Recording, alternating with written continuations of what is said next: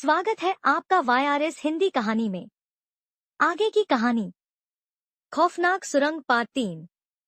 राघव जमीन पर गिरा पड़ा था। उसकी आंखें खुली हुई थी पर शरीर ज्यों का त्यों।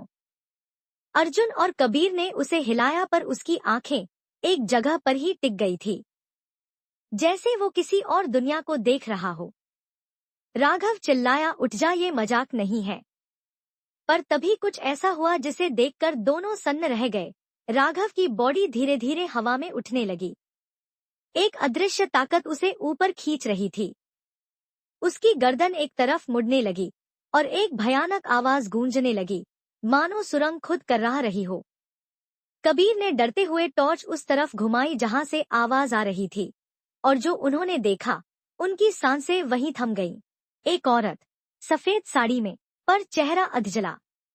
उसके बाल हवा में उड़ रहे थे और उसकी आंखें बिल्कुल सफेद, बिना पुतलियों के, सीधे उनकी तरफ देख रही थी। अर्जुन बोला, ये वही औरत है जिसे अंग्रेजों ने जिंदा दफना दिया था, जिसे वो एक लोक कथा समझ रहे थे। आज वो कथा एक हकीकत बन चुकी थी। उस औरत की आवाज अचानक से गूंजी और सुरंग की दीवारें बदलने लगी। जहां पहले ईंटें थीं, अब वहां लाशें दीवारों में जड़ी हुई थी। उनकी आंखें खुली और सांसें रुकी रह गई। कबीर ने अर्जुन को खींचते हुए कहा, हमें यहाँ से निकलना होगा। दोनों भागे, लेकिन अब सुरंग सीधी नहीं थी। हर बार जब वो मुड़ते, रास्ता बदल जाता। दीवारों पर हिंदी में लिखा था, तुम अब वापस नहीं जाओगे। रास्ते के बीचों बीच उन्हें एक पुराना लकड़ी का दरवाजा मिला। उस पर खून से लिखा था, सिर्फ एक ही जा सकता है। अर्जुन और कबीर दोनों रुक गए। क्या मतलब है इसका? तभी पीछे से राघव की आवाज आई, मुझे छोड़ दो और जाओ तुम लोग यहाँ से।